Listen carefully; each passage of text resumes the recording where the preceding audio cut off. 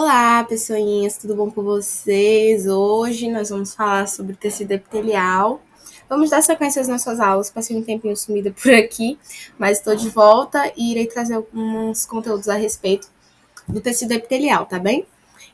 Hoje a gente vai falar desse tecido propriamente dito. Iremos compreender a sua função e constituição no nosso corpo, a fim de saber qual é a funcionalidade dele, obviamente.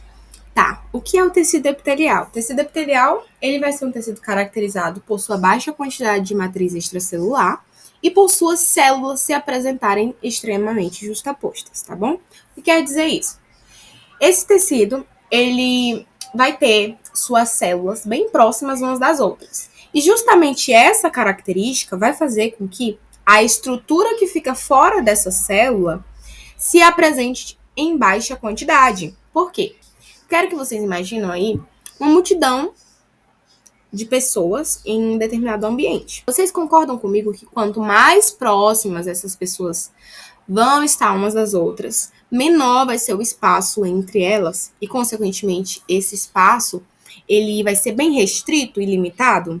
É a mesma coisa do tecido epitelial. Vamos ter células bem próximas, quase coladas, um espaço extracelular bem reduzido e, consequentemente, uma baixa quantidade de matriz intercelular ou extracelular, tá bem?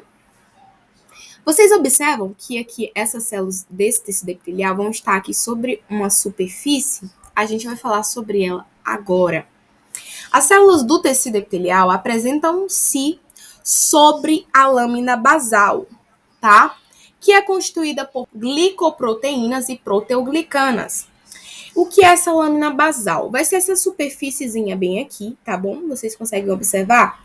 Essa superfície vai ser chamada de lâmina basal ou superfície basal, tá? Essa superfície, ela vai funcionar como uma lâminazinha de contato, tá? Vai ser responsável por apresentar em sua superfície apical, que é essa superfície superior, essas células epiteliais, tá bem? Ou seja, as células epiteliais vão estar dispostas sobre essa lâmina, sempre, tá? E o que isso quer dizer? Eu quero deixar claro para vocês, inicialmente, que o tecido epitelial ele sempre vai estar adjacente a outro tecido. Que tecido é esse, Isabela? É o tecido conjuntivo. Por quê? Essa característica se deve ao fato de que no tecido epitelial não existem vasos sanguíneos. Sendo assim, sua nutrição e oxigenação são de responsabilidade de capilares do tecido conjuntivo adjacente. Então, esse tecido epitelial não tem vasos sanguíneos, então ele não tem nutrição própria. Tendo em vista esse aspecto, ele vai pensar assim, cara, não tem condições para me vascularizar, não tem condições para me nutrir e, consequentemente, me manter vivo aqui nesse lugar. Então, o que ele vai pensar? Eu vou me juntar com alguém que tem essa capacidade de me manter, que é o tecido conjuntivo. Por quê? O tecido conjuntivo, normalmente, a maioria deles, são altamente vascularizados. E ramificações dessa vascularização vai nutrir esse tecido conjuntivo. E o que acontece? Lembra que eu falei para vocês que eles vão estar próximos uns dos outros, tanto o tecido epitelial do tecido conjuntivo? E lembra também que eu falei que nós vamos ter a disposição dessas células do tecido epitelial sobre uma lâmina basal? Então a gente vai saber que essa lâmina basal vai estar intermediária entre os dois tecidos. E qual o benefício disso? Essa lâmina basal vai aderir um tecido ao outro, obviamente, né? Sendo que nós vamos ter um contato ali entre essas duas estruturas teciduais. Só que essa lâmina basal, ela não vai ser só um componente estrutural. Ela vai funcionar como uma barreira seletiva. Como assim? Essas constituições aqui de glicoproteínas e proteoglicanos vai permitir a adesão de certas moléculas, ou seja, vai permitir o tráfego de determinadas moléculas, tá, para essa superfície epitelial, ou o tráfego de algumas moléculas aqui dessa superfície epitelial para o tecido conjuntivo.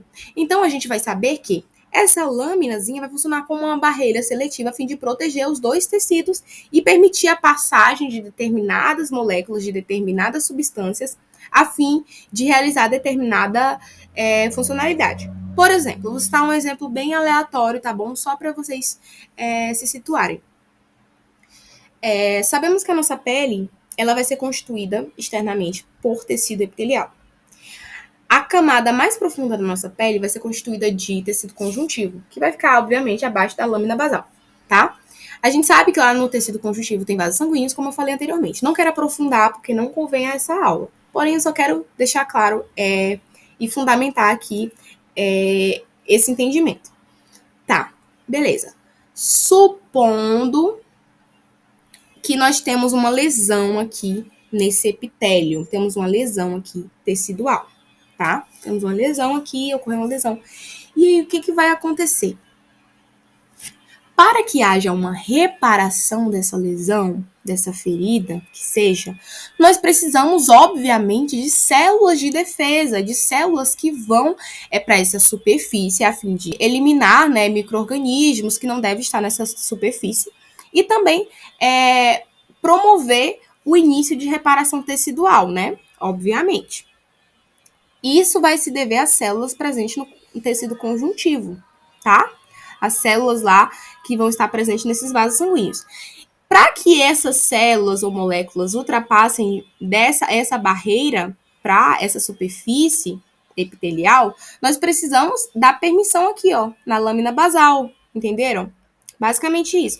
Então é só um exemplo bem aleatório e bem superficial mesmo para vocês virem entender como que se dá essa barreira, né, dessa lâmina basal. Ela vai funcionar como essa portinha, sabe? Ah, pra cá pra cima só sobe o que eu quero e pra cá pra baixo só desce o que eu quero também. Basicamente isso. Ela vai proteger tanto essa superfície conjuntiva, né, quanto essa superfície epitelial, tendo em vista que ela vai permitir essa passagem, essa troca de substâncias, tá bom? Necessárias para realizar determinada função. Tá bom? É só um exemplo bem aleatório, mas é importante a gente ter essa percepção. Só para vocês compreenderem que a lâmina basal ela não vai ser estrutural do tecido epitelial e sem funcionalidade nenhuma, não, muito pelo contrário. A lâmina basal ela vai funcionar como essa barreira e também vai aderir um tecido ao outro, né, mantendo ali a junção desses dois tecidos, a fim de estruturar determinado órgão, determinado tecido. Basicamente isso. Certo, entendemos isso. Uma característica do tecido epitelial é que esse tecido ele vai ser classificado em dois tipos. São eles o tecido epitelial de revestimento e o glandular. Nós vamos compreender agora, assim, bem superficialmente, porque a gente vai separar mais duas aulinhas para falar a respeito de cada tecido, tá bom? Para ficar assim mais aprofundado e de modo que vocês entendam isoladamente, para não ficar muita coisa, certo? O tecido epitelial de revestimento, o próprio nome já julga e já diz, é de revestimento. Isso mesmo, o tecido epitelial de revestimento, ele vai ser um tecido caracterizado pelo fato de funcionar como uma barreira, tá? Esse tecido de revestimento, ele vai revestir as superfícies e cavidades internas dos nossos órgãos e a superfície do nosso corpo, como a nossa pele, eu já citei anteriormente, certo? Então, ele vai formar aí o endotélio dos nossos vasos sanguíneos. O que é o endotélio, Isabela? O endotélio é aquela superfície interna do vaso, ou seja, aquela superfície interna do vaso formada de endotélio, que é parcialmente tecido epitelial, tá? O endotélio é constituído por tecido epitelial. Então, por aí a gente já tira essa funcionalidade de proteção, tá bom?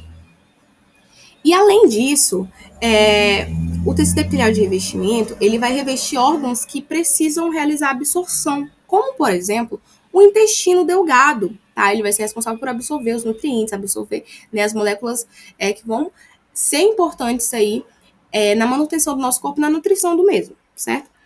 E para isso, ele vai ter algumas superfíciezinhas específicas, tá? E essa superfície vai apresentar umas estruturas chamadas microvilosidades, que vão aumentar a permeabilidade, né, e a absorção desses nutrientes, tá bom? Basicamente isso. E o tecido epitelial de revestimento glandular, ele vai ser responsável por secretar substâncias. Mas por quê, Isabela? Esse tecido ele vai ser constituído por células com capacidade secretora. Como assim? Essas células elas vão gerar em seu citoplasma secreções, tá? E essas secreções vão ser liberadas, tá bom? Aqui a gente vai ter estruturas aqui como o ducto, tá bom? E a parte secretora aqui embaixo, ou seja, células aqui, ó, que vão ser responsáveis por fazer essa secreção. E qual é o objetivo dessa secreção, Isabela? Essa secreção, ela vai ser ou eliminada para fora do organismo, ou para dentro de órgãos, ou para dentro da circulação sanguínea, que seja. E essa secreção ela vai ser responsável em inúmeros processos fisiológicos que vão ocorrer no nosso corpo. Quando a gente estiver falando especificamente desse tecido epitelial glandular, a gente vai estar aprofundando, tá bom? Sobre esse assunto. No geral, a gente pode inferir que o tecido epitelial, ele vai ter funções distintas, funções que são importantíssimas, tá? Na garantia da nossa homeostase, na constituição do nosso corpo, tá bom? Na proteção do nosso corpo. São elas, secreção, tá? Essa secreção vai ser responsável aí pelo tecido epitelial glandular, que vai secretar essas substâncias, né? E essas substâncias vão ser ricas em lipídios, proteínas, entre outras inúmeras constituições.